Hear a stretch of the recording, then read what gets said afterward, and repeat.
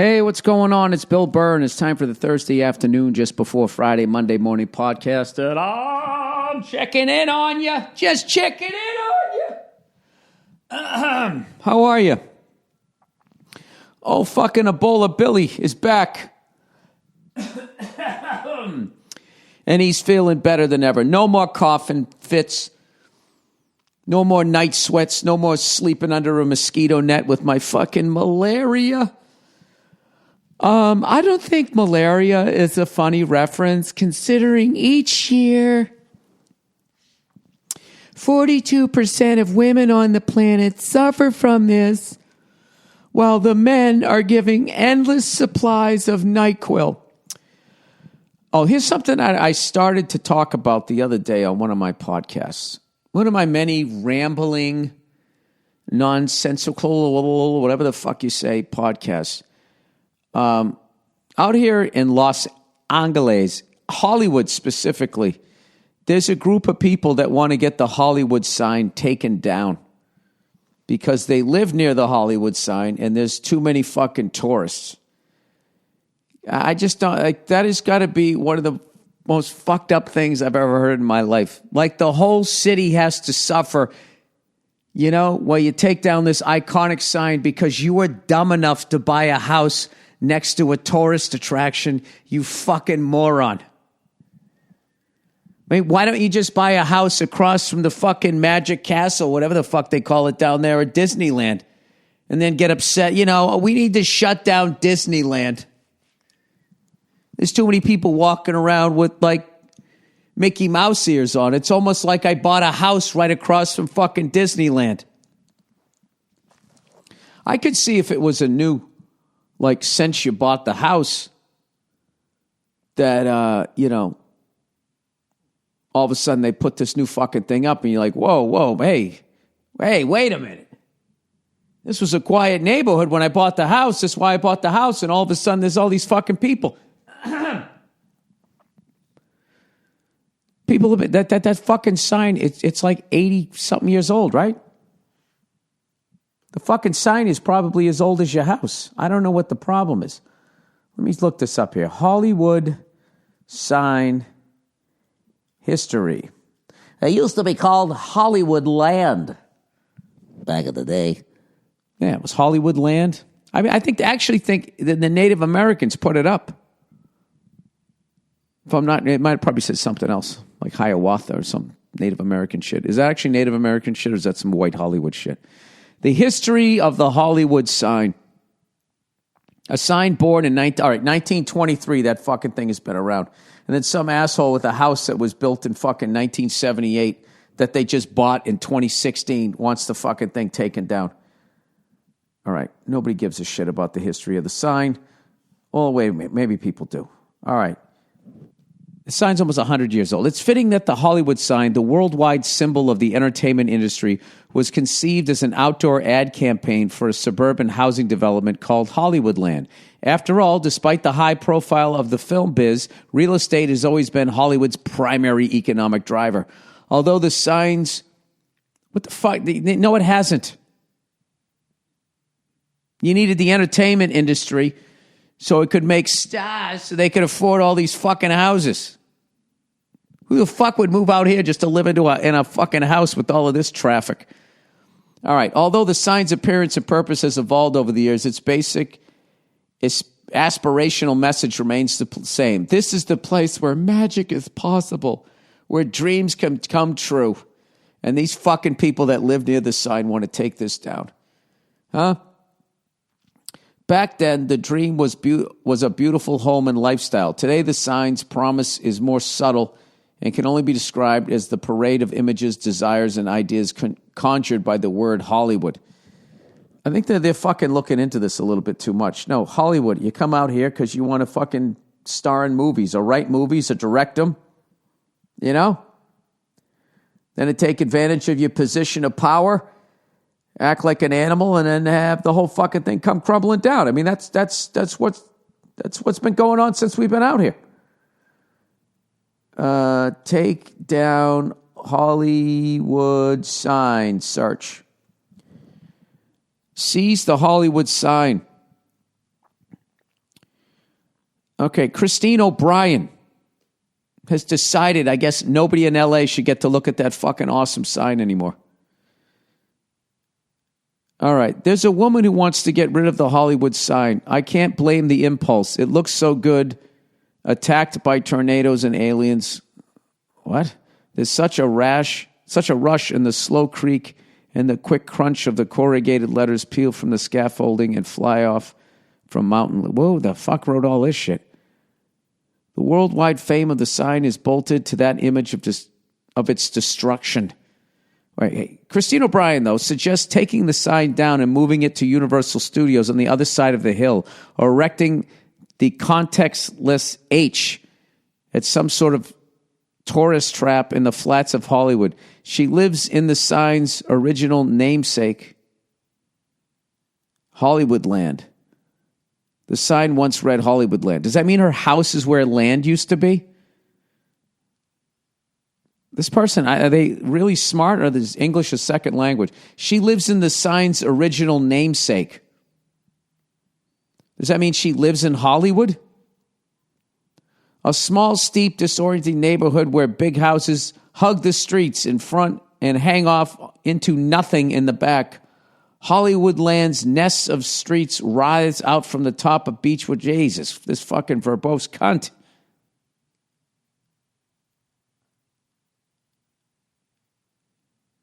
All right, the strangest thing about the Hollywood sign is that everyone let a huge real estate advertisement slowly rot on one of the city's most prominent peaks for 55 years, from when it was planted on the hillside by Hollywoodland Realty Company in 1923 until it was dug up and replaced in 1978, slowly accruing meaning and sentiment over the same decades.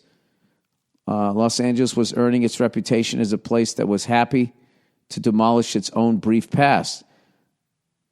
Dude, is this the weirdest person writing ever? It's like, it just like contradicts itself. I can't even read this shit. All right, let me just go back here. Hollywood sign, hiking to the sign, the Hollywood sign knocked down. Here's the best way. Hollywood sign trail closure is long overdue.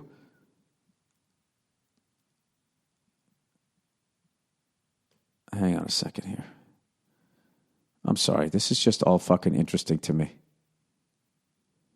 They got somebody with this selfie stick. That's not a good argument for the other side. I just don't get people that fucking bought houses up there. Like, what did you think was going to fucking happen? And like, how much money do you fucking have? And how much of a cunt are you? Just move it to the other side. I actually think, to be honest with you, the fact that someone would want to take that sign down is a clear example of the disappearing middle class. They don't want these animals going up there, these lower class people walking around their fucking goddamn walled off house. All right, why is it long overdue? It was a great hike.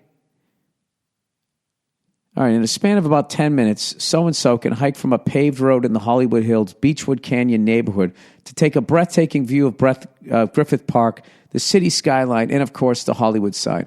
When I have the free time, I always like to come here. Nobody gives a shit. But after this weekend, she will lose her quick escape to urban life. Starting Tuesday, the Beechwood Drive gate will be closed to public because of court action.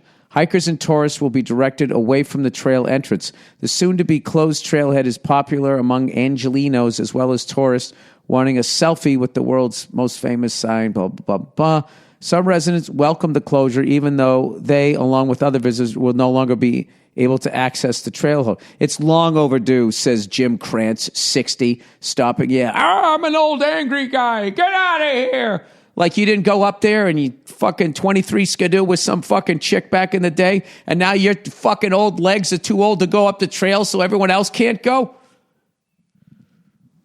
Everybody get me fucking suck my dick. He did that back in the fucking, well, that would make him too old. The Vietnam era? I don't know. Okay, gate walking through. Okay, I'm always walking my dog. We come up here every night. We're going to miss our little hikes up here. Still, while the closure is a bummer, it's worth it, he said. There's a classic fucking LA guy, 60 years old, still saying bummer. Who'd you interview? The fucking dude? I prefer to have it locked and lose all the people and all the noise and all the sound and all of the litter and everything else that goes along with it. It's not a legal challenge by residents, but one from the Sunset Ranch, a horse stabler and tour company. Okay, so it's the horse people. That is putting an end to public access to the trail road. All right, fuck it. I don't know what I'm talking about. I thought it was the people with the houses. Now it turns out it's a fucking rancher. What's the matter? All those selfie people are spooking your horses? Is that what's going on? Did I just waste 10 minutes talking about that fucking sign? Why, Bill? Why did you waste 10 minutes? Because your fucking team lost again last night? Yes, they did. The finesse Bruins, the goal-scoring Bruins, once again, lost to the pretending to be tough Tampa Bay Lightning. I've been watching the Bruins for 40 years, and it's been a long time since I've seen us get pushed around the way we're getting pushed around. And I think we got too many Rick Middletons and not enough Jay Millers. We need somebody, I don't know. We're just letting people waltz into the fucking zone. And I kind of feel like after the first two games in Toronto made an adjustment and kind of showed how to beat the Bruins. And I think we caught Tampa a little flat because of their layoff, and we beat them in game one. And they're basically just doing the same fucking thing that Toronto did to us, which is, you know, we're kind of a one-line team right now. I don't know. Maybe we just had a couple of games that were bad. But it's not that Tampa's scoring goals. It's that they're fucking all this face washing and all this shit that they're doing, and now they're starting to fucking act like they're this tough team, and they're not. I mean, I could beat up half the people on Tampa. That's a true story. Fucking with you. I don't know. It's just weird. I've never seen the Bruins. Not saying it's happening a lot. They're just taking a little too many fucking liberties.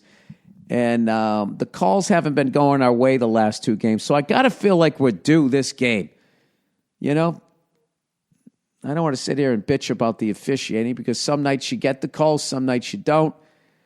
And it's just been kind of back-to-back. I don't know how you miss a stick hitting an 8-foot guy in the face. I don't know how you miss that, and then you turn around and call a penalty on his retaliation.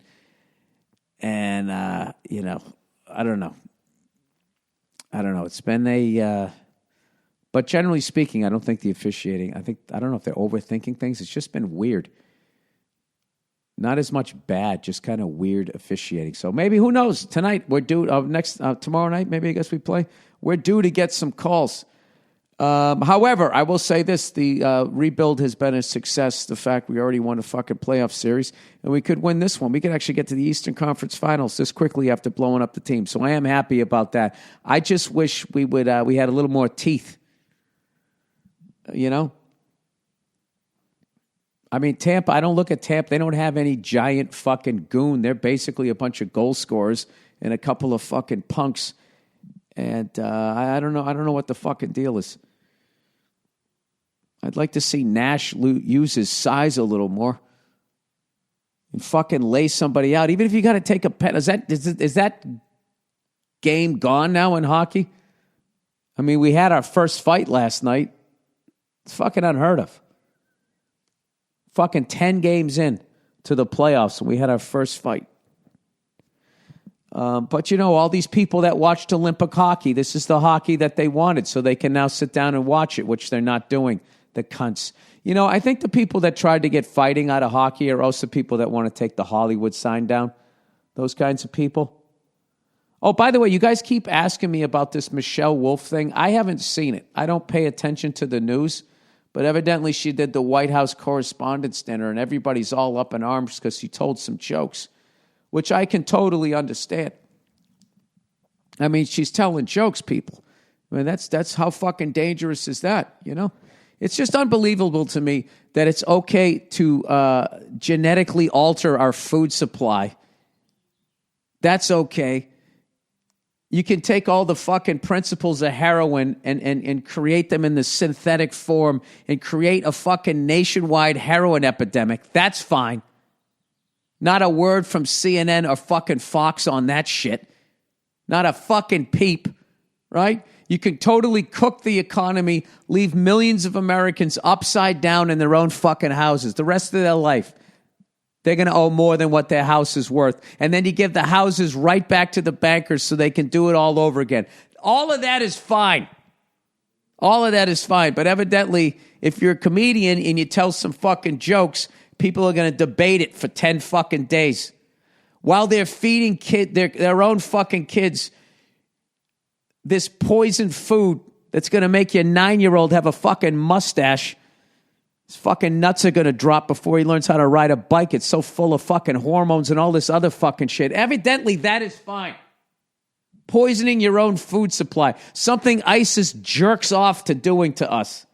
I mean, are those not terrorist acts against your own fucking people? The people that did that shit should literally be hanging from their toes. But there's not a fucking word that's said about it. Not a fucking word is said about it. Because they advertise on CNN and Fox. And they donate to fucking politicians. So they don't say a fucking word. You know? All of these fucking presidents, they leave the office worth tens of millions of dollars despite the fact that they only made $500,000 a year as president. You tell me how that math works out. Why isn't that ever talked about, the level that they do now when a comedian tells a fucking joke? It's ridiculous. I'm off my soapbox. Jesus fucking Christ. This is literally the era of just getting outraged about something that really doesn't fucking matter. While, meanwhile, 2 feet away, there's a raging fucking inferno. Can you believe the jokes she told at that fucking place where she was hired to tell jokes? Can you believe she went in there and did her fucking job? I mean, God, that's outrageous. Let's talk about that for 10 days and ignore the fact that the Ford Motor Company is phasing out cars because no one buys them anymore because everybody needs an SUV. Because their cars are full of shit that they don't need, that they're eventually going to take down to Goodwill and is going to end up in the fucking ocean in that swirl of fucking trash. Fuck all of that. Did you hear that Caitlyn Jenner joke? Did you hear what so-and-so said about Donald Trump? This is why I don't watch the news. This is why I just sit alone by myself and think things and agree with them and then spew them out as though they're fact. I mean, why not? Why can't I have my own little news network? Why can't I behave like CNN and Fox and curate my fucking news and spin my own fucking angle on it and then just have Americans yelling at each other? I don't know. I don't understand why people, like the level of mouth-breathing moron you have to be on Facebook right now, screaming at somebody about politics or social issues.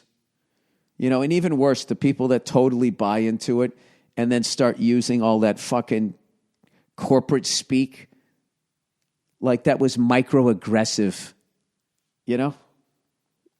Walking around like you're this informed person. They can all go suck a dick. Good for her. She went there and told some jokes and she ruffled some feathers. Good for her. All right? Now they're going to treat her like she's in fucking ISIS. Classic journalism in the modern era. All right. I got a couple of, so that's what I think about that. Okay. I don't need to fucking watch any of the jokes. I know she's fucking hilarious. And I know that it's completely blown out of proportion and everybody's running around like fucking Chicken Little. People with blue ties yelling at people with red fucking ties. Or the blue tie people like it because the red tie people got it worse or vice versa. All right. Plowing ahead here. Meanwhile, there's going to be a fucking polar bear swimming up to my fucking house in about 3 years. All right, Butcher Box, everybody. Butcher Box delivers healthy, 100% grass-fed and finished beef, free-range organic chicken, heritage bred pork, which is the purebred pigs, swine that came over here from Europe, okay? Not the bastardized ones that we have here that are all mixed up, all right? These are pure pigs to your door on a monthly basis. You know, it's funny that they do that with dogs and pigs. You know what I mean? It's like if you like took out dog and pig and you actually put human being in there, you'd sound like a grand dragon. All their products are humanely raised and never given the antibiotics or hormones. I got to tell you something, man. I've been eating that stuff all week. It's delicious. Absolutely delicious. High quality, healthy protein you can trust, unbelievable taste. There's a huge difference in taste between animals raised on pasture and those fed grain and concentrated animal feedlot operations. Yeah, that's the difference between cool kids and people with helicopter parents. Butcher Box, actually, probably it's not a good example. Parents that love them versus parents that abuse them. But at the end of the day, they do kill the animals, so I don't think there's a lot of love there. Butcher Box is changing that, and they offer free shipping anywhere in the lower 48. I like how they said in the 48 states. I mean, do I get to pick which 48? Alaska and Hawaii.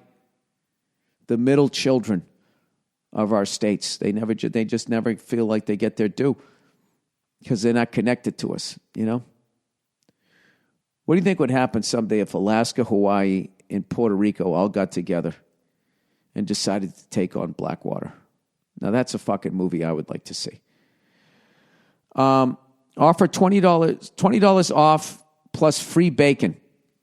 You get $20 off and free bacon by going to butcherbox.com/Burr and using the discount code Burr, B-U-R-R. I have the hiccups now from talking about food. ExpressVPN. Victor, Papa, November. Facebook has been in the news a lot lately, getting thrashed for letting third parties get your user data. But do you really think they're the only ones doing it? No, I don't. I don't. Because I just got some spam from some fucking incorporation that I have, and the only people that had it was the bank. So the bank obviously sold it to some other cunts, and now I'm getting this fucking pamphlet asking me if I want to take a fucking trip to, Honduras. Internet providers like Verizon and Spectrum can record a list of every website you visit, and they can legally give it to anyone. It's time to stop trusting big corporations with your data and start protecting it with ExpressVPN. Oh, I like this. A little pushback. With ExpressVPN, you can privately and securely surf the internet without being tracked by anyone. Set up on all of your devices only takes a few minutes. The ExpressVPN app runs seamlessly in the background of your desktop, laptop, and smartphone or tablet.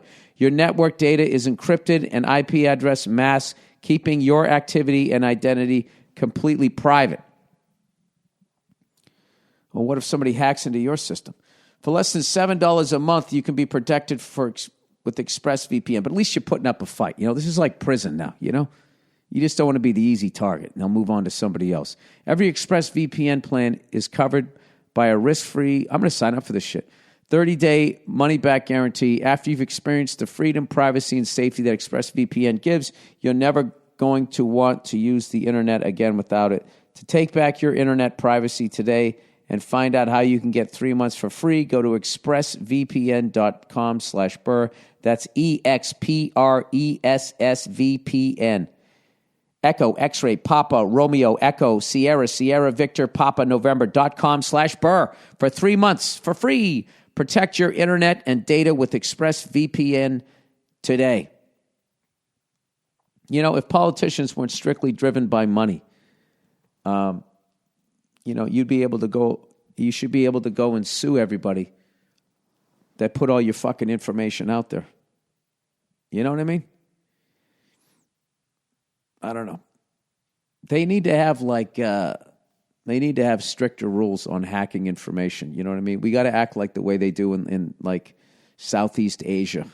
When bankers step out of line, they put them to death. You know, I'm not saying we got to kill these fucking people, but we can bring back the stockade, right? Nah, you can't do that. We would sit there and be like, well, what does that make us? We can't do things like that. We're not supposed to be like that. We just waterboard people. Waterboard them.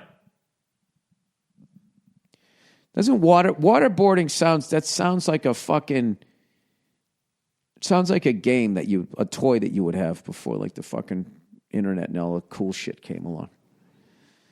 You know, remember all that those awful, the fucking games that we had. At least we got outside and we weren't fat fucks. Do you guys remember trackball? See if I can find that commercial. It was like basically I think we actually bought that. Trackball commercial. See if I can find this thing. Trackball by Whammo. Oh, my God. This takes me back. Whammo. Whatever happened to those guys? The internet, video games. This is somebody fucking playing trackball. I want the fucking commercial. You know, I don't understand these people that, like, you know, their kid's about ready to bump their head, and rather than preventing it, they let them do it so they can fucking get a YouTube video out of it. 20 pictures that Hillary Clinton wishes would go away. That's what I look up trackball, and then that's what I get. The night Ted Nugent. This is what you guys can. I'm gonna give up my information here. By the videos that just came up here, you guys will understand what I look for on YouTube. All right, Michelangelo 2018 rock and roll Led Zeppelin tribute. The night Ted Nugent challenged Leonard Skinner. Jonathan Moffat plays Michael Jackson's Billie Jean. He's a drummer. 20 pictures that Hillary Clinton wishes would go away. Family never believed their grandpa's crazy stories until, and there's a picture of an old trunk. The dragon takes its toll in blood. This is a motorcycle video. I do watch people wipe out on motorcycles. You guys do that shit? I don't like watching, like, knockouts. I used to like watching that shit, but there's just too many fucking sucker punches and shit like that. But I do like watching these fucking people on motorcycles driving like goddamn lunatics. I like when they run from the cops and they get away. And I like watching them wipe out. I don't know what that says about me. Brutal motorcycle crashes, part 3. Part 3. 4,800,000 fucking video. Look at this guy. Oh, bam! He was going too fast. He rode right into the fat guy, and the fat guy didn't even fall down. Now the guy doing the front fucking, this is my favorite one. You know when they do the front wheelie, and at some point you have to let go and do the face plant?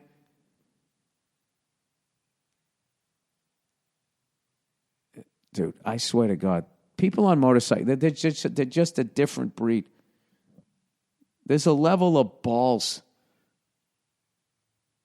There's a lot of fat guys on motorcycles right now, you know? That has to affect the center of gravity of the bike. It's got to bring it up higher, right? That's probably why this guy just went down. Here's another guy going into a turn. Everything's going good. There's snow on the ground. What could go wrong? This is the last one I'll do because I know this is getting boring here. Anything I can do to avoid talking about how miserable I was watching the last 2 fucking Bruins games.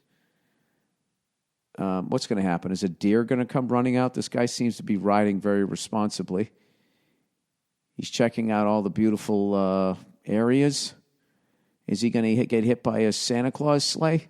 Oh, he hit the ice and he goes down. Oh, that sucks. Well, what the fuck were you thinking? Well, here's a guy on a track. Here's a smart guy. Why don't more people go out to a track? There's no branches or fucking SUVs out there. All right, I'm done with that shit. Speaking of which, I got to get my truck tuned up. Get that fucker ready for the summer out here. Get that fucker ready for the summer out. Oh, by the way, I'm having a very special guest coming out to the podcast next week. Very special guest to promote their new show, Barry, on HBO. It's going down next week. A very special guest will be coming on to my, very special guest. So you can look forward to that. I have a week of shows coming up out in San Francisco. Monday, Tuesday, Wednesday, Thursday, Friday. There was another show that I was announced on, some sort of benefit I saw on Twitter. I don't even know what the fuck that is. My agent called me up asking me if I knew what the fuck it was. Nobody knew what the fuck it was. I'm not going to be doing that benefit. Why would I schedule a competing show in a fucking... All right. Ah, Christ. I got to call this person back. All right. Well, listen, that was the Thursday fucking podcast. Jesus Christ. You know something? I literally phoned this one in. I spent 10 minutes talking about a fucking sign that I thought the neighbors were bitching about. It turned out it was a fucking horse farm. What Was there anything accomplished? I defended Michelle Wolf. Okay, how about that?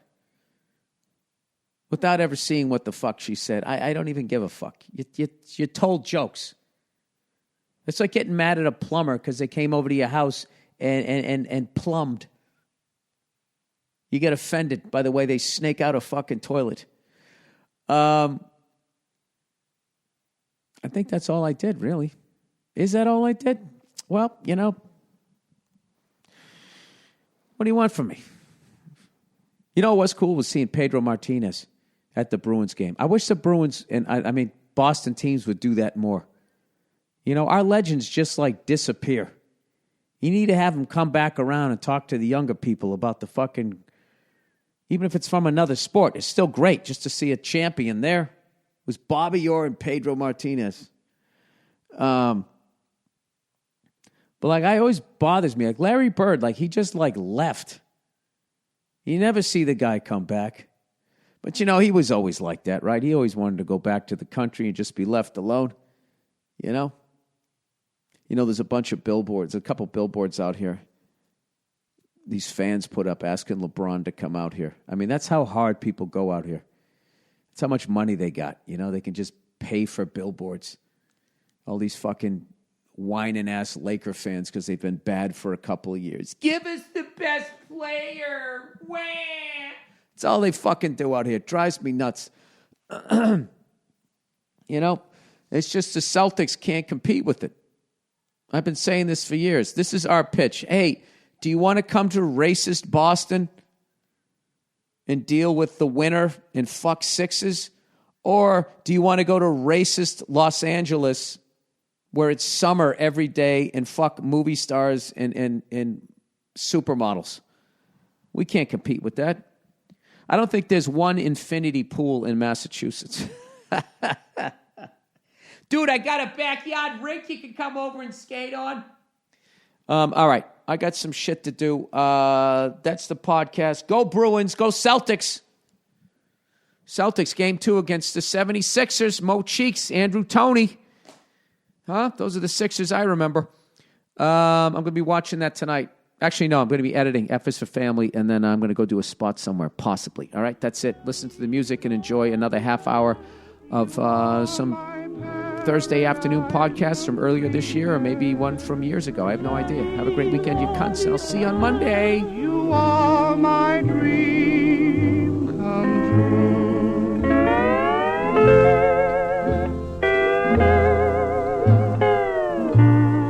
Sweet Leilani,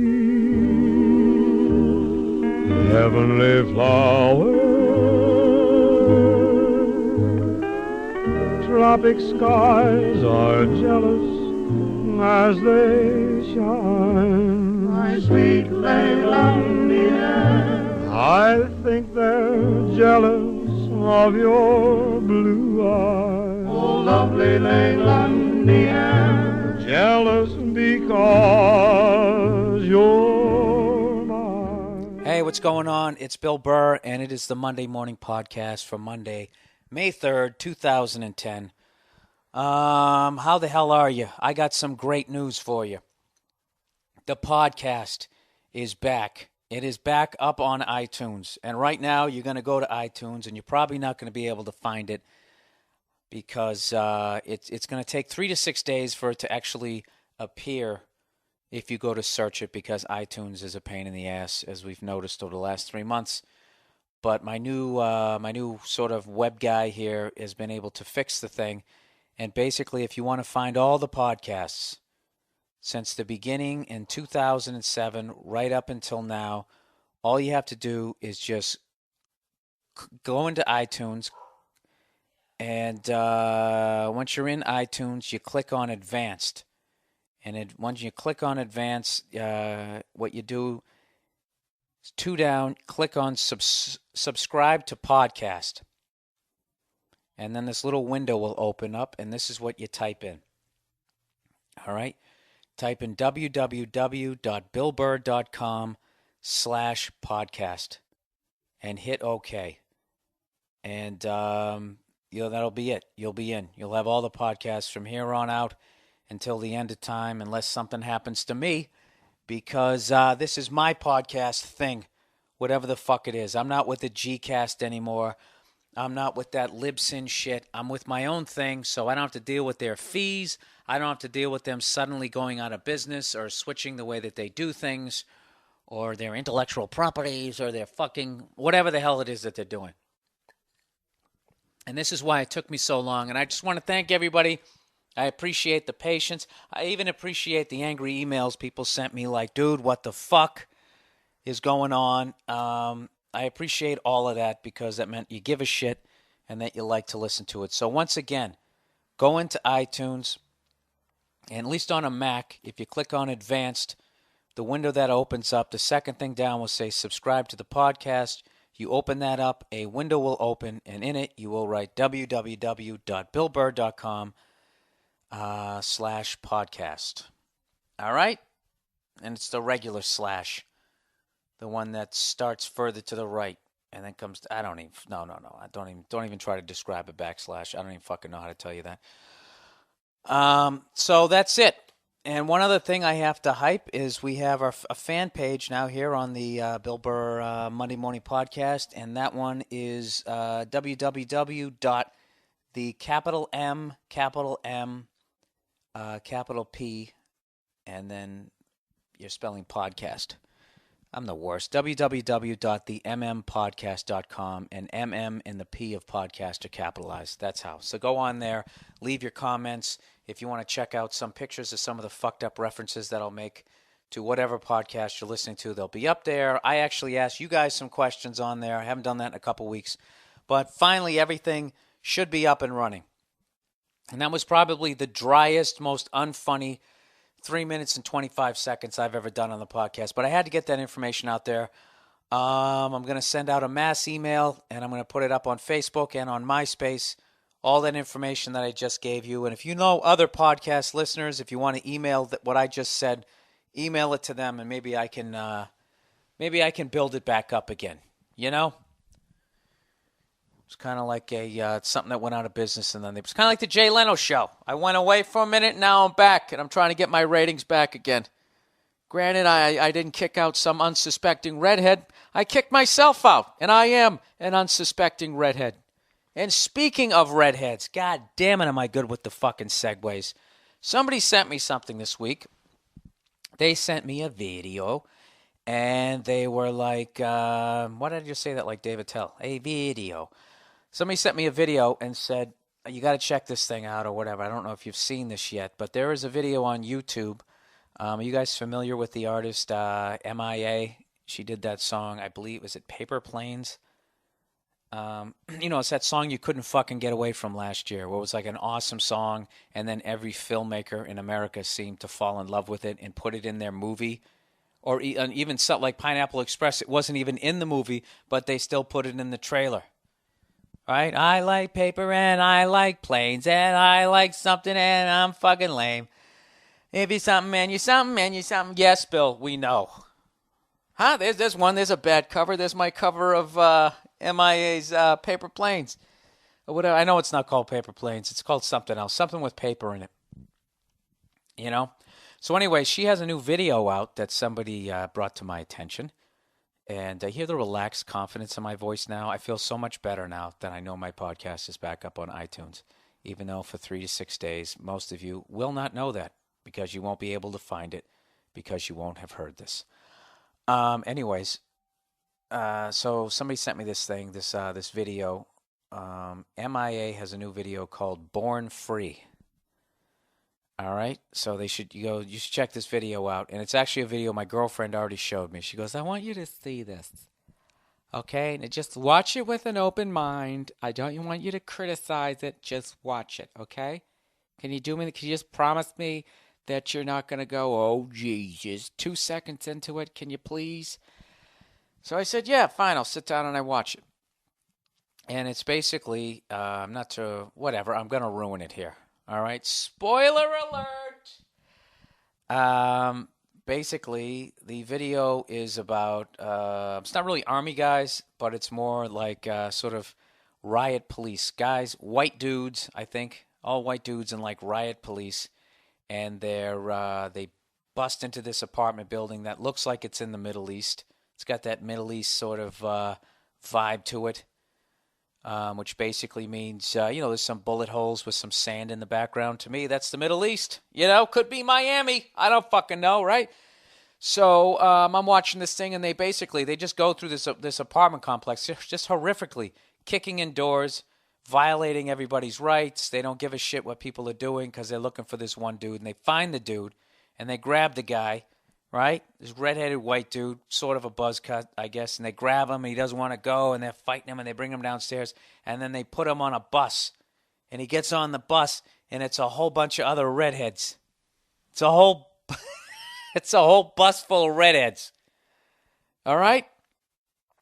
And right there, I was like, oh, Jesus. But I didn't say anything because I promised my lovely girlfriend I'd watch the whole thing. So long story short, they drive him to a camp. They have him get off the bus, and then they make him run so that all the police can basically kill him. And they have him run through minefields and all that type of shit. And it's basically commenting on the racial profiling, the genocide, and some of the stuff that has gone on in the past and is evidently going on right now. All right? It made no references to Iraq, but it definitely had a Iraq sort of feel to it, except it was redheads. So in the end, my girl was like, well, what did you... And then, like, these redheads, their fucking arms are flying off. All right? They're beating them with clubs. They're doing all this horrific shit to him, to this sea of redheads. And she said, what did you think? And this is basic. And I'm also answering this person who sent it to me, what I thought of it. I thought it was a great idea for a video. And I thought it could have made a good point if they didn't pick the singled out group of redheads.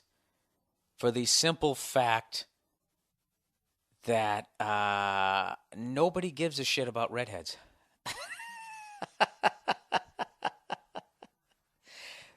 I don't know what it is. People they just don't care about us. Remember when Kanye West was saying, George Bush doesn't care about black people? Well, nobody cares about white people. So, at least somebody cares about black people. It's just George. George doesn't, But there's people who do. That was my thing. The second they decided redheads, it just became a comedy. And I got to admit, it was weird because I've never seen a busload of redheads. It dawned on me. I've never seen that.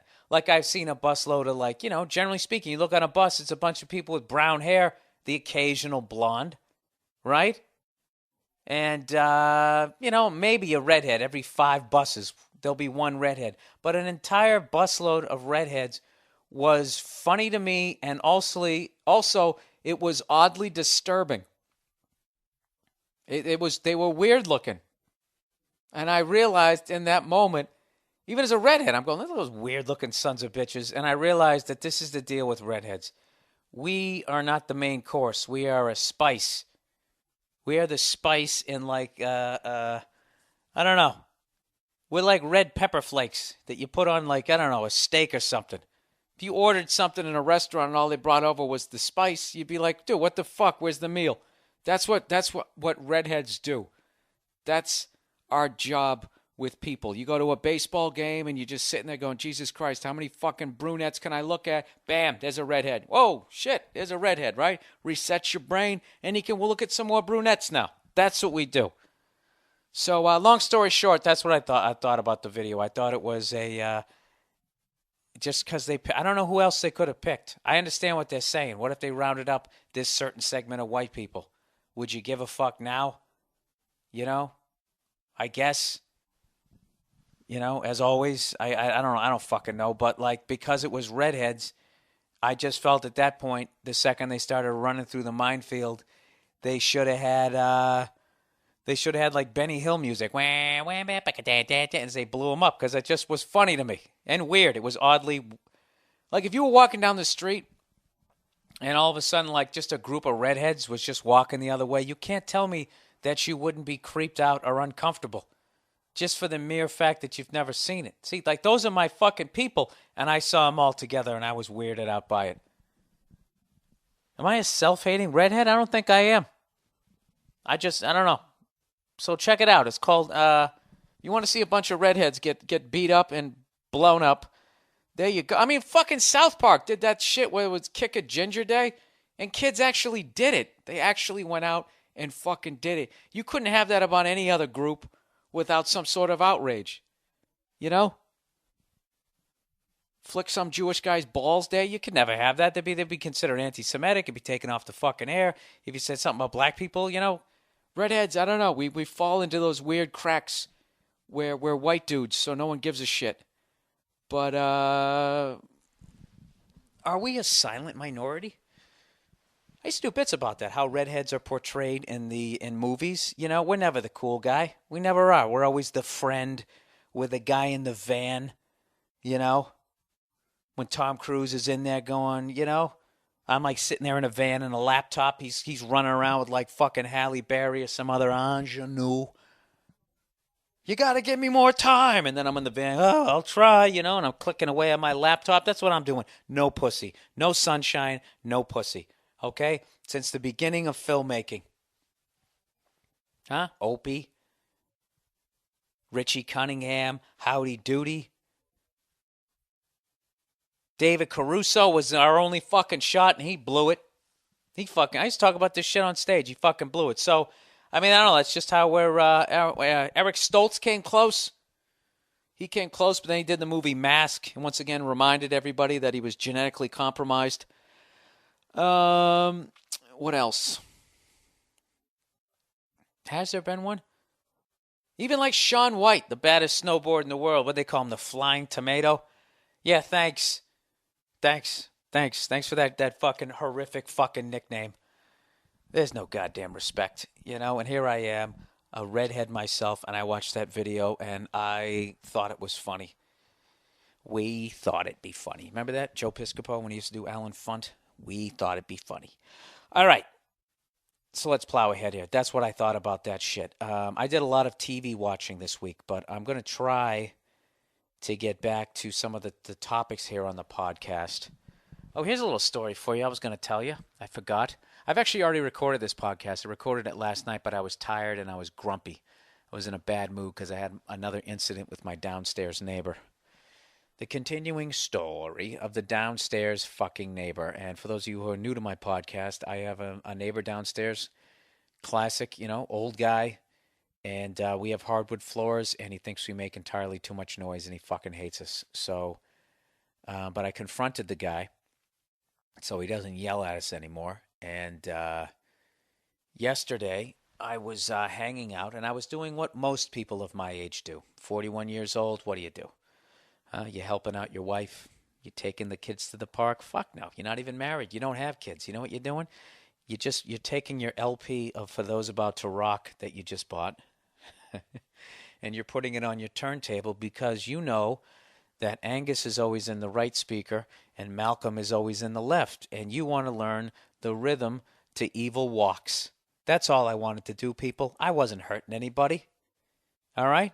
And for underrated, overrated, very underrated AC/DC album is the For Those About to Rock. The problem is they were following the Back in Black album, but if there's any guitar players out there, you got to fucking listen to the B-side of that album. All right? Evil Walk, COD, the whole backside I love. I'm trying to remember what the last song is on that one. I can't do nothing right. Da, da, da, da, da. Spellbound. That's another great one. And it's just, I don't know. It's the craziest thing where now that I've started playing guitar is I am finding a whole nother genius level to AC/DC music that I've now been listening to for 30 fucking years, if you can believe it. Malcolm and Angus, they're fucking geniuses. So this is all I want to do is, you know, I'm never going to be able to, well, who knows? Maybe if I play till I'm 65, I'll actually be able to play a couple of Angus leads if I stick with it. But, like, that's why I started playing guitars. Like, I just want to be able to play the shit that Malcolm plays, just the rhythm underneath, right? So that's all I'm doing. I'm sitting there with my phonograph, my record player, my stereo, whatever you want to call it, and I'm getting ready to switch the balance all the way over to the left so I can figure out what Malcolm is doing. What the fuck does Malcolm do that makes you, if you had in the last row of the fucking Roman Colosseum, he's still blowing you out of the back of the thing. You know, it's all about not playing the high E with those guys. They're fucking maniacs. Anyways, so this is what I want to do. So I switch it over to the left side, and I find out my left side speaker is fucked up. I'm like, God, Jesus Christ. So I'm trying to fix the thing, and as I reach behind it, I got this little, I don't know what it is. You plug the speaker into this little, it's like the size of like a Matchbox car, right? And I knock it out, and it hits the floor. Boom, hits the floor. And I was like, I literally made that face like, you know, because I don't want to piss off the fucking bear downstairs, right? So he doesn't yell at us anymore. So you know what this douchebag does? He gets up, dum. I hear him walking over to his door, and he opens up his door and then slams it as hard as he can. And I really wish that I was mature enough as an adult to just laugh that off, but it made me so fucking mad. Because I literally feel like this is like I'm walking around on eggshells in my own goddamn apartment. You know? Here I dropped one fucking thing all day, and I literally go like, oh my God, what did I do? I'm literally on eggshells because, you know, and this is what always happens to me. I always get on eggshells around people initially. That's my initial reaction when someone's a dick, is I kind of back off a little bit, you know, and then I always go into, wait a minute, are you really tiptoeing around or whatever the fuck it is I'm doing? And then I get mad, and so that's what happened with that guy. And it's just like, I don't know how to solve this. It's an old guy. I can't yell at him. I just can't. It goes against how I was brought up. It's common decency. He's an old son of a bitch, whatever. He's fucking miserable. But he keeps doing this fucking alpha male shit where you're slamming the door like I don't know if I'm wrong to read it that way. Like what do you think you're some sort of fucking badass? Remember that commercial where you want to dance, old man? You want to fucking dance? That's what I feel like doing. Walking up in a... Why can't I open these goddamn blinds? He's probably going to be upset with the noise I just made there. There you go. Move the screen. Oh, fuck. This thing's going to slam open now. Watch this. This happens every week. There we go. Now it's open. Yeah, so I was dealing with that fucking guy. So anyway, so I did a podcast last night, and just the anger I had for that guy was just running through the entire thing. And I was like, who wants to listen to an angry son of a bitch? And I know what you're thinking. Bill, you know, that's when I think you're funniest, when you get mad. It was a different kind of mad. It was like a serious, like, dude, why don't you just fucking get over it kind of mad. So anyways. Oh, here's a story I wanted to tell you. I had a gay little moment yesterday at when I was hanging out with my girlfriend. You know, you ever have one of those moments? You know you have.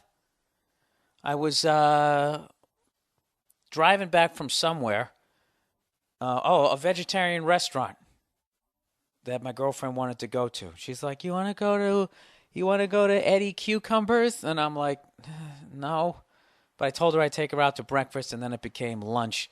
And then she wants to go to this fucking vegan place, right? You know, where they have like,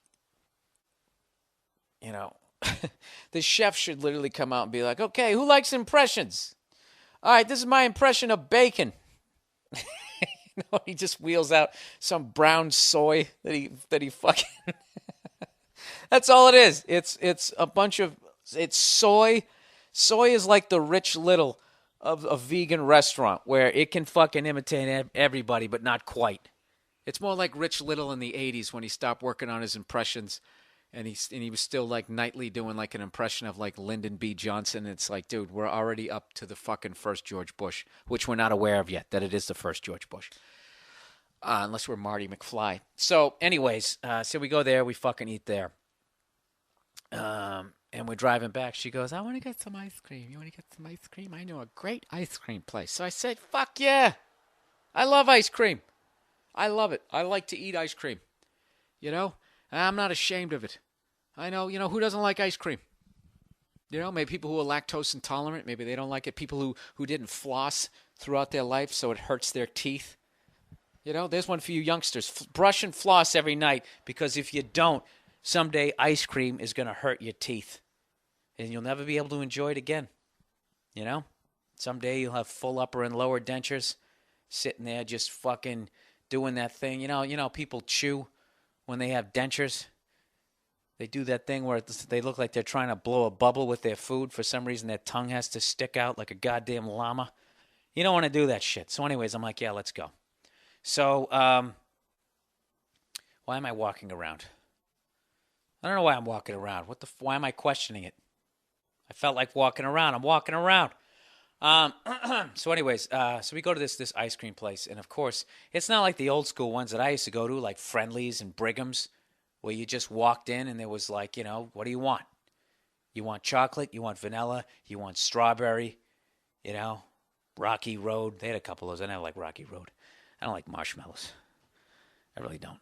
They're fucking gross. They're just, I don't know. Usually when something's gooey, it makes it good, like melted cheese. But this marshmallows are fucking disgusting. All you douchebags out there making s'mores. I don't know what the fuck's wrong with you. But anyways, so we go to this place and we walk in. It's one of these places now where they have all these new fucking, I don't know what kind of flavors they got. I was gonna say funky flavors, and I realized that I shouldn't use that word, so I had to go back to fucking. I was like, should I say it? Should I not say it? Fucking flavors. They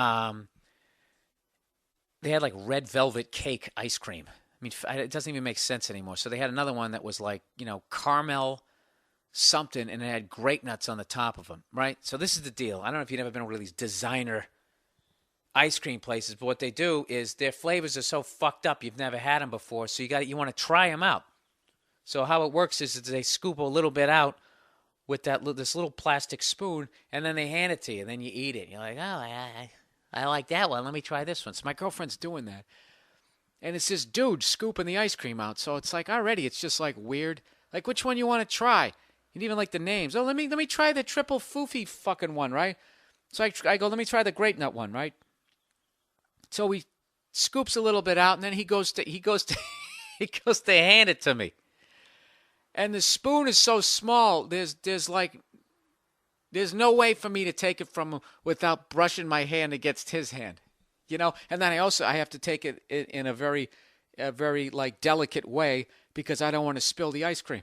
So my hand grazes his hand, like we're in Lady and the Tramp, fucking eating spaghetti in a hand kind of way, right? And I take it from him, and then I eat the ice cream. And it just there was something about it that just felt wrong, okay? I just sort of, it was intimate. I had an intimate moment with his hand in my hand, and then I put a sweet treat into my mouth afterwards and told him it was good.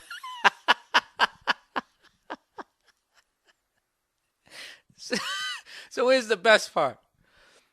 So I don't give a fuck what that ice cream felt like. I was like, I'm taking that shit right now. Let me get that flavor because I don't know if I can do that again. And, I don't know. I'll either start blushing or ask for your phone number. I don't know what's going to happen. So the best part was after I go, yeah, let me just get that grape nut flavor. My girl goes, oh, no, you get 2 scoops, 2 different flavors. What other one you want to try? And I'm like, that one, the one right next to it. I don't think they go well together. I don't give a fuck. Can we end this? What is that cowboy movie with the 2 gay cowboys in the Brokeback Mountain moment with the ice cream? We just end it? Oh, God, I'm getting creeped out right now. But I'll tell you something else. It was worth it, man. The ice cream was unbelievable. With the grape nuts on it, I'm telling you, it's worth it. It's worth grazing another man's hands just to try it. It's fucking phenomenal. So there you go. That was my little moment. And the ice cream was so good, I'm going to go there again. And I'm going to try my best to get a female the next time I have to do that. That might get dangerous, right? Then what a fucking... No. I'm not even going to go down. I don't do sex jokes, okay? They're too fucking easy. All right? I just trash Jesus. All right, so that was my gay little moment of the week. I can't get fucking comfortable. Why can I? I can't. I'm standing up. I'm sitting back down. My foot feels a lot better, by the way. I want to thank I had a couple of doctors who actually listened to this, or at least they say they are. And whoever was the one who told me to take a bottle of water and freeze it in the fridge and roll that underneath the arch of my foot, it's done fucking wonders. So pass that on. If you ever fuck up the arch of your foot and every time you go to take a step and it feels like there's an invisible smurf just stabbing the bottom of your foot, just do a bunch of calf stretches, almost like runner stretches is what you do, and then like 3-4 times a day. just roll a frozen bottle of water underneath your arch. It's like you're massaging it and icing it all at the same time. And I got to tell you, you want to talk about a fucking ice cream headache, take a frozen bottle of water and stick it on the bottom of your foot. But, you know, you get used to it. You get fucking used to it. So I want to thank whoever told me to do that. I somehow lost the email with all my web stuff this week. But anyways, plowing ahead here, I have more exciting news. Right now, I am currently getting ready to do my 5th performance on the David Letterman program. Number 5. My 5th time going to go out there and do some stand-up, and I'm putting together the set right now. I'm very confident. I think everything's going good. It's ahead of schedule. And tonight I'm literally going to sit down and before I go out, I have it all worked out, and I just have to type it out. Like, my jokes are easily, I can take the curse words out easily because so much of my cursing is not even necessary. I just like to do it. And then because I love getting the emails like, so much of your cursing, you don't even need it. Ugh. Those fucking people who sit there and they think that clean comedy is like this unbelievable thing. Like, how do you do it? I just don't understand it. You know, I'm not saying it's a bad thing, but the way people like that right there, that's pure. Fuck, you know what? That's like watching Lawrence Welk, because they're just so wholesome that you just think that none of those guys in that band are a racist. You know, people who watch clean comedy and then just think, see right there, that's what comedy's all. That's a fucking band. Those are the same people who, like, their neighbor ends up being a serial killer, right? And they always say the same shit. He was so nice. Like, what is your definition of nice? Because they say hello to you every morning. Good morning. How are you? Nice weather we're having. He's so nice. He always says hello.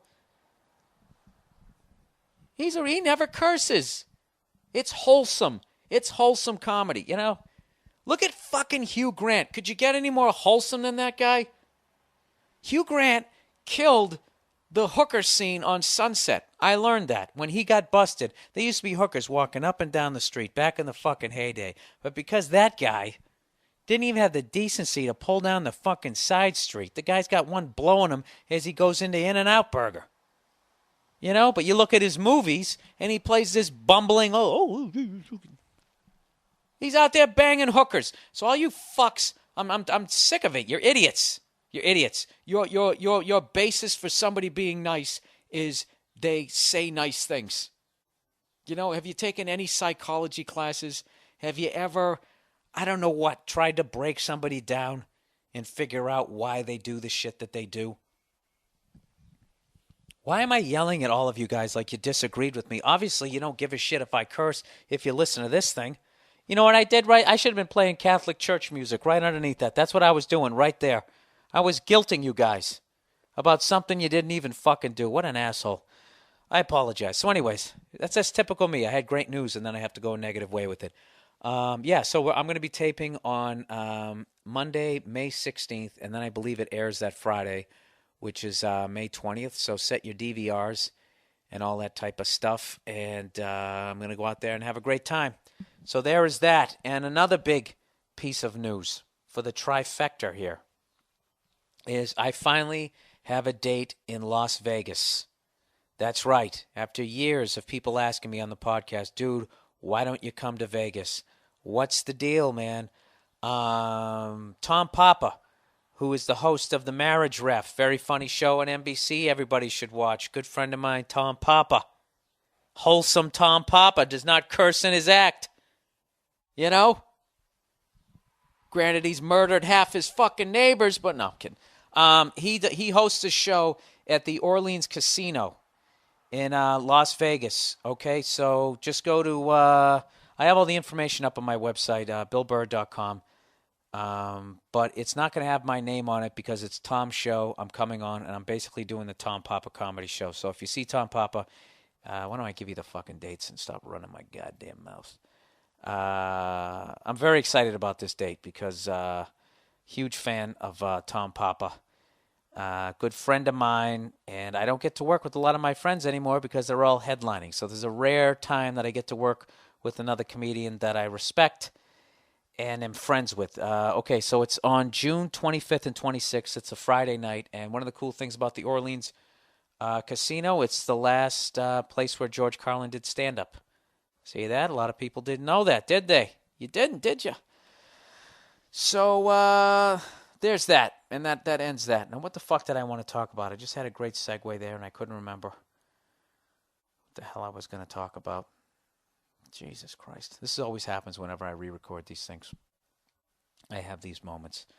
I have these little lulls, and I've learned to not panic during them. Let's talk about a show that I saw on ESPN called 30 for 30.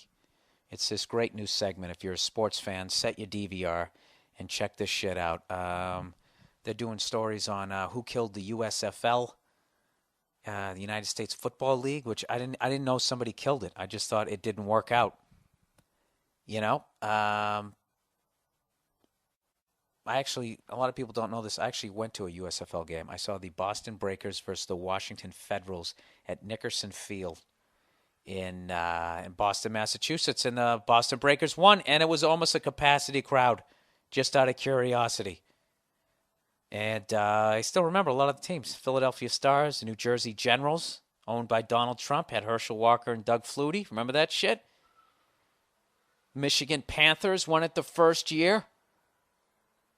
Bobby A. Bear, is that who was the quarterback, who then went and played with the Saints? Believe it or not, I'm not looking this shit up on the internet. I actually remember this stuff. And my favorite fucking helmet, I thought the Michigan Panthers had a cool helmet, but I liked Oakland. They had like that fist holding the lightning bolt on that yellow helmet. It was the shit. And I thought it was very fitting because the Raiders have the best uniforms in all of football. And everyone's tried to rip them off. Whenever your team becomes too pussy-like, they always go, well, let's fucking steal the Raiders. We'll start wearing black because that's a badass color. Remember Jerry Glanville? Huh? Speaking of marshmallows, that doughboy, remember that? When nobody respected the Houston Oilers, all of a sudden he gets a black satin fucking Houston Oilers jacket. I don't know what the fuck I'm talking about. So anyway, I watched one episode of it. I can't recommend it high enough. I watched one on the University of Miami called The U, and it was talking about the heyday of the University of Miami. It was fucking awesome, man. It was just an awesome thing on so many different levels. Just showing how badass their team was, how crazy their team was. And then also just watching all those old guys now exaggerating all their fucking stories was hilarious. And that's the great thing about being an old guy. If you did something at 8, when you retell the story, you did it at 15. And they were doing it to such a ridiculous level that I almost forgot that I was alive when that shit was going down because it sounded like a brand new story to me. I mean, granted, they were not liked throughout college football and college sports in general, without a doubt. They were considered crass, no class, thugs, all the absolutely. But to tell the way they tell this story, it's just like, and the president was like, "Fuck Russia! What's going on at the University of Miami?" I mean, it was at the end of the day, it's a fucking football team. It's hilarious. This one guy goes, "We were like Ali." Talking trash. Oh, yeah, you were just like Ali. You know?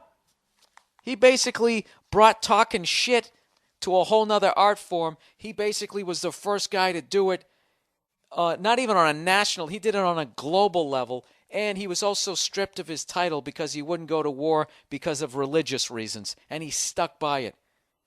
And you guys grabbed your dicks after catching touchdown passes? Oh, yeah, that's the same thing.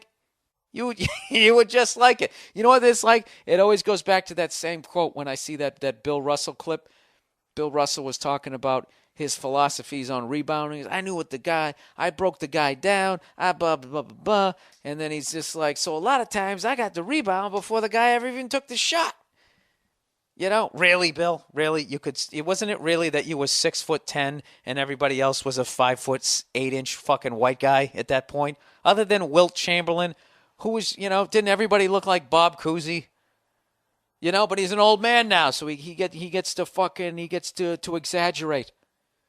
Like, look at Pau Gasol when they won Game 1 the other night. Oh no, when they closed it out. Sorry, when they closed it out against Oklahoma, when Kobe missed he misses that shot, and then Pau caught the rebound and all the one motion put it in. I can't wait. I mean, it's not like he's going to tell it to me. I would love to hear him tell it later on in life. How he's going to be like, I mean, did you see the look on his face? He couldn't even believe it. He was like, oh my God, Kobe's finally not going to yell at me on the jet ride home. I did something good. He didn't even know what to do. It was like when Phil Mickelson finally won the Masters and he jumped up in the air and then landed on the ground and because he felt weird. Like he didn't know what to do. He didn't know what to do. But later on in life, when that fucking old fish head's, maybe when his head finally fucking fills out and it's round, like a head's supposed to be, rather than looking like the Sunday paper turned sideways. God help me if that guy ever sees me. I really forget that just because NBA players can throw him around, that I am only 5'10" and he can fucking throw me through an Applebee's wall upside down. Anyways, yeah, when he goes to tell that story, it's going to be fucking hilarious. It was a moment in the game, and I knew something had to happen. And when he let that ball go, I knew it wasn't going to go in, and something told me, I don't know where that ball's going to come off the rim, but I'm going to be there. He's going to tell it like that. That's what, if you're like me, if you're in your early 40s, and you were around when the University of Miami was winning all those titles, dude, the way that they talk, you would have thought the entire country was just quaking in the corner because of a fucking football. It was a football team. It was hilarious. Especially being a guy from Boston, which is not a college sports town. We're a professional sports town. All right? So all we know about the University of Miami is that the fucking BC Eagles beat you on the last play of the game. That's your badass team? Fucking 65-yard goddamn prayer? As Tom Jackson says, knock it down. And you didn't. You let Gerard Phelan sneak in behind you? How does that happen? How does a fucking little white dude get behind all those black guys on defense? It's physically impossible. White guys can't do shit like that. So anyways, but definitely watch it because the guy who keeps reining it in is Michael Irvin, because Michael Irvin is just really fucking honest. Because at one point they were saying, the media was biased, they were racist, which obviously, there's tremendous amount of truth to that. They were saying that while they were cutting to stories of these guys bringing guns to clubs, and then they finally cut to Michael Irvin, and Michael Irvin was hilarious. He was just like, a lot of guys say that the media was biased, but nah, the truth is we were a bunch of bad kids. We were bad kids. So, you can't fucking argue with the honesty. All right, let's get into the topics here. I know I said it. All right, YouTube videos for this week if you're sitting at your cubicle, right? Your boss has been a cunt today, and you feel like fucking off, sticking it to the man. Here's a couple for you to watch. Two quick ones. Fuck You, Baltimore.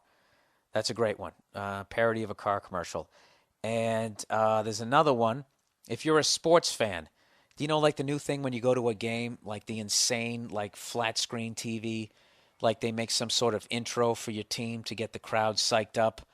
Like picks like maybe like the Nashville Predators, how they have like that saber-toothed tiger. Maybe they'll just have like a computerized saber-toothed tiger doing some shit with like a hockey stick or whatever. I got the best one ever that is so fucking politically incorrect. Have you guys ever wondered what a computerized polar bear would look like if it decided to blow up the world? And it actually blows up the world. The planet Earth gets blown up by this psycho fucking polar bear. It's the Nanook Hockey Opening 2010. That's what you want to search. And Nanook is Nanook. Hockey Opening 2010. It starts with a boat, an ice-breaking boat. Obviously it's an Alaskan team, I'm guessing, with Nanook, unless it's, I don't know, the Yukon territories, I have no idea. And there's a polar bear frozen in the ice, and it because they break up the ice, the polar bear gets mad, comes up through the ice. It's 10 times bigger than the fucking boat. I'll just tell you the beginning. And then some sort of supernatural shit happens where it claps its hands together, like Michael Clark Duncan in that movie about Death Row and the Mouse, right? And all of a sudden it has like a hockey stick that's glowing like a lightsaber. The thing lets out a growl and then slams it down on the ice-breaking ship, breaks it in half, and the fucking thing sinks. And the first thing I'm thinking was, well, what about the people on the boat, right? Isn't that what they'd say at the arena? I think it's good that there's a teddy bear, but does it have to kill people on a boat? This thing, that's just where this starts. I don't know what happens after that. Next thing you know, it's in an F-16 and the fucking planet Earth blows up. This is for the beginning of a hockey game. It's the greatest one I've ever seen if you're into that type of shit. So check it out. Nanook Hockey Opening 2010. All right, let's get on with the questions for this week. Ask Bill. This is a very interesting question, and I think I might need a little bit of help on this one because this goes outside the realms of what I've been doing with my life. Bill, I've been meaning to ask you. I'm afraid that when I'm an adult and have responsibility that I will not be able to smoke weed. I'm not a pothead. I smoke about a few times a week, more in the summer. I get decent grades at a decent school. I feel like professional and family life won't allow me to blaze anymore. This is what I love about this is right up until he says the word blaze, I'm really believing this guy, you know? Whatever, you know, I smoke a couple of joints a week, you know, I do well in school. At a great school, you know, I'm very responsible. I don't drink and drive a couple times a week. If he said I have a couple of tokes, no big deal. I get it, you know? You want to watch Laverne and Shirley and eat fiddle faddle. I don't have a problem with that, you know? But once you say blaze, that's at least, isn't that like blunt level? Because I'm not a pothead. I don't even smoke this shit. So I just picture blaze, meaning that there has to be some sort of significant source of fire to get that joint going, like it's that big. Maybe I'm wrong because I'm a booze hound. So anyways, he goes, do you think this is true? Do you know anyone your age or older who do smoke? Decent grades at a decent school. Okay. Do you know anyone your age or older who do smoke? All right. This is my feelings on weed. I don't think it's that bad. Especially nowadays we can get like a vaporizer. Check that out. Or go to www.themmpodcast.com and they'll have a picture for you. I guarantee it. A vaporizer is basically you put the weed in there, you light it on fire or whatever the fuck you do, and it basically filters out everything except what gets you high. Now, that has to be way more healthier than sitting down and finishing a six-pack, isn't it? I guess it depends if you get the munchies and then you go out and eat cake and ice cream. I have no fucking idea. But anyways, I think, I know people who are married and have kids. And, every once in a while they go out, send their kids to bed, have a couple of puffs. But, kids, they'll figure out what you're doing. That's the only thing. You have to really hide it because I don't think I would smoke weed in front of my kids ever because even though I don't think it's any worse than having a beer, it isn't. It really isn't. The thing is you are knowingly breaking the law, and it is considered like, you're on drugs. For some reason, alcohol isn't, which is complete bullshit. But it is. So to just do that in front of a kid, and you know how kids, they always want to outdo you. They see you drinking a six-pack, they're going to try to go for, at least 8 to 12. I don't know. So I would just be worried. This is with no psychology background or any of that shit. I would just think if your kid saw you smoking weed, that he would be smoking weed by at least 7th or 8th grade, maybe 10th if he was a fucking nerd at that point. But, and then I don't think it would be that big a leap to coke. I really wouldn't. Now, I know potheads, this is like a fucking big thing with you guys. Well, that's just bullshit. It's such bullshit. There's no proof that it's a fucking gateway drug. Really? I think it is. Because everybody I know went that route. You started off with booze, then you went to weed, then you went to coke, and whatever else. So you went to coke, or they had crank. Anybody remember that shit? Or whatever else you did. Took pills, whatever you did. You're just like, whatever. It's acid. But you always went weed first. I mean, as far as I know, that's how people who I didn't hang out with in high school did it. Look at me, still being a fucking friend, not throwing anybody under the bus. Dude, speaking of that, I'm back at my hometown this weekend. Really excited. Thursday and Friday, I'm at the Wilbur Theater. Friday night is already sold out. Thursday night, tickets are still available. Go to BillBurr.com, click on the Wilbur Theater. Thursday, May 6th for tickets. I'm really whoring myself out this week. And Yeah, and I'll be in Atlantic City on Saturday night doing the Trump Taj Mahal. Anyways, so yeah, that's my answer. I think, yeah, you can easily continue to smoke weed. Just be open and honest with the person that you're with and just say, look, I don't smoke it every fucking day. I just would rather do that than have like 12 beers and become a fat fuck, you know? So that's what I'm going to do. I'm going to buy I don't even know what the quantity is. If you smoke twice a week, what would you need? How much would you need? Would you need a couple of buds? Would that get you through it? I don't know. Just a couple of buds a month. That's all. That's all I'm going to do, sweetheart. All right? Don't look at me that way, okay? I'm a smart guy. I went to a smart school. And, do you know anyone your age or older who do smoke? All right. That's it. That is it for that. Let's move on to the next thing. What do we got here?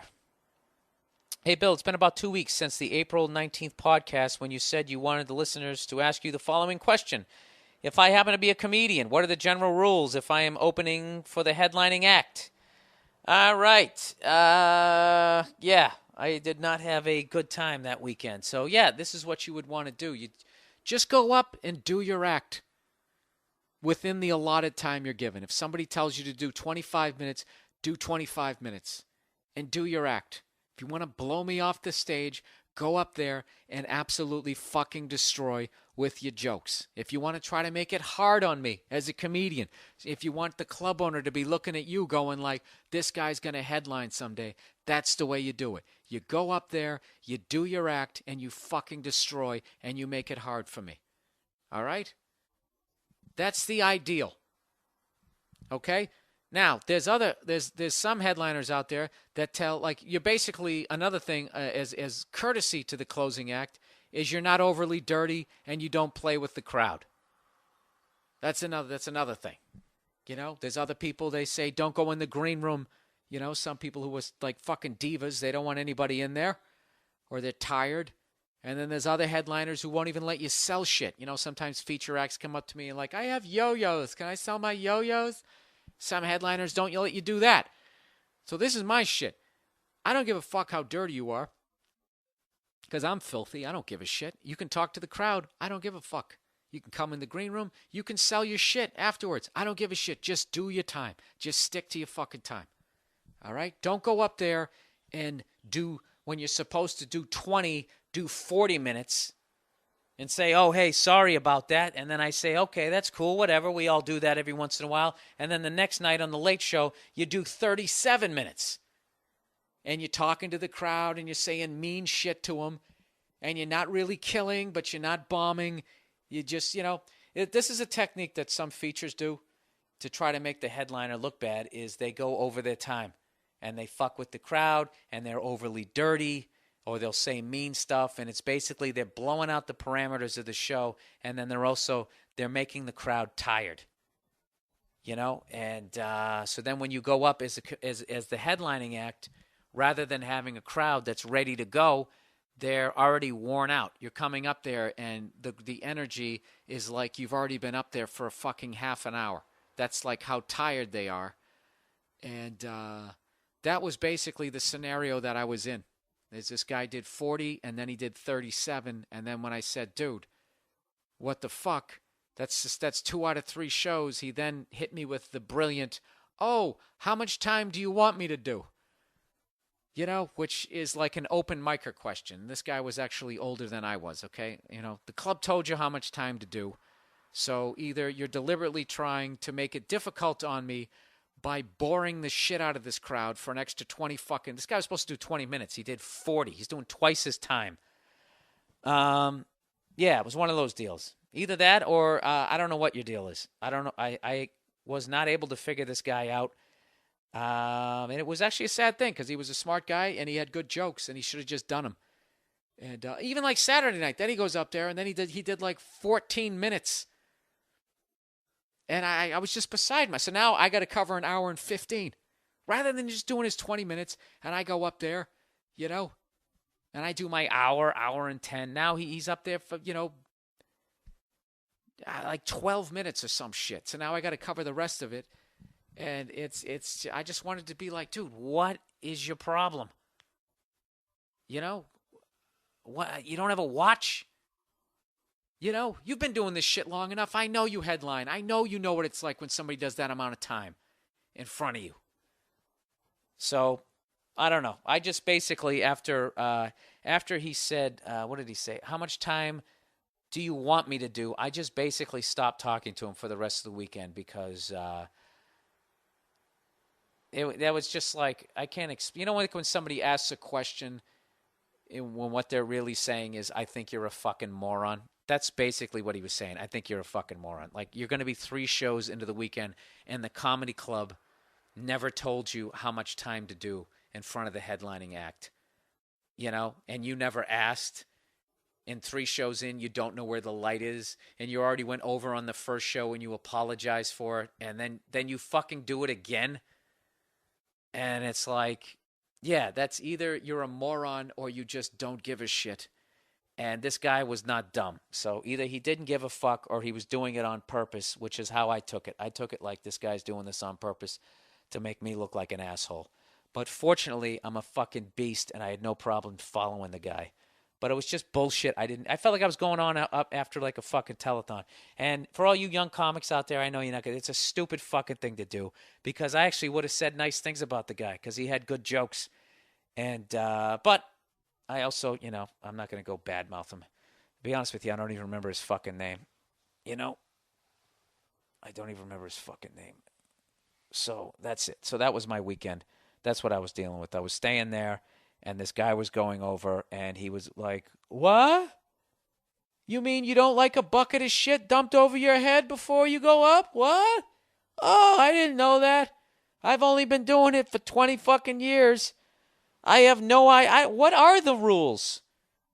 Do you just keep going until you feel like you want to get up? What? How do you feature for somebody? I have no idea. I've just been doing stand-up since fucking Rita Rudner was an open micer. I don't know anything. It was fucking ridiculous. And whatever. And I just felt like, yeah, why don't I tell the whole story? I felt like somebody at the club should have said something to the fucking guy. After the second time, you know, and nobody did. And then I'm put in a position like, do I go to the club owner like a fucking girl and tell on the guy? So I decided to say something to him, you know, and then he hit me with that shit. How much time do you want me to do? Gee, I don't know. You've been in this business 20 years. When's the last time you heard somebody go, yeah, do 37 in front of me? Do 37. And be sure to piss off as many people in the crowd as possible before I go up there. That would be awesome. And if there's somebody drunk in the crowd, by all means, just keep going back and forth with them and turn it into an absolute shit fest before I go up there. That would be great. And if you could go do twice the amount of time that they told you to do and act like you have no fucking idea, that's what I want. That's what I'm looking for. I'm sure that that's what you're looking for when you go out and headline. All right, I got a little upset there. So that was my experience. So there you go. That's what you're supposed to do. All right? You know, just go up there and do your fucking act. And if you're killing the guy after you cannot follow you, he'll have no reason to complain because you didn't fuck with the crowd, you weren't dirty, you just did your shit, and he couldn't follow you. That's the deal. All right? So we're going to end with this one. Somebody asked me a hypothetical question. I think this is a new topic here, hypotheticals. A little hypothetical for you. If something happened to your dog and she needs an operation that's going to cost $50,000, but there's only a 65% chance that she'll survive the operation, do you pay? Abso-fucking-lutely. Absolutely. I'd pay twice that. Absolutely. 65%? Absolutely. Put my mortgage down on that. She's a fucking pit bull. She's a warrior. You know? That's my buddy. Absolutely. Come on. You know my dog might do a lot of things, but you know what it wouldn't do? It wouldn't go up and do 37 minutes in front of me. It wouldn't. Okay? Because there's a loyalty to a pit bull that son of a bitch didn't have when I was out there. All right? Fuck. I ran out of time. You know what I forgot to do? I forgot to do the whole bad covers, the worst covers you've ever heard. I gotta break out that list next week. You guys are sending me some great ones. One that I can remember off the top of my head was when Earth, Wind & Fire did a cover of Paul McCartney. I think it was with the Beatles, that Got to Get You Into My Life. And it was a song that when the Beatles did it or Paul McCartney, I forget, it was a great song, you know. And when Earth, Wind, and Fire did it, they somehow turned it into this smooth jazz sort of, you hear the song and you start moving your head like those dudes in Night at the Roxbury. It's one of the worst. The harmonies, got to get you into my life. Ba-da-ba-da-ba-ba. It's fucking horrible. And it's no excuse because it's a fucking like 27 black guys were in Earth, Wind, and Fire. You would think one of them would be like, hey, this kind of sucks. You know? How the hell did we pull this off? This sounds like somebody white did a cover of this. That's how fucking awful it was. All right, anyways, that's the podcast for this week. Sorry if it was a little bit late this week, but once again, all you have to do if you want to get the podcast is, you know what you have to do? Listen to the beginning of this podcast. God damn it, I've already told you. You go to iTunes, click on Advance. This is on a Mac. You go down, scroll 2 down to the subscribe podcast. Then you type in www.billburr.com/podcast, and you're in. And you got them all. And they're going to be here till the end of fucking time. All right, that is it. God bless all of you. Thanks for listening to the podcast. And I'll talk to you next week when I'm out in Boston. All right, bye-bye. Heavenly flower, I dreamed of paradise for two. My sweet Leilani, you are my paradise completed. Oh, lovely Leilani, you are my dream come true.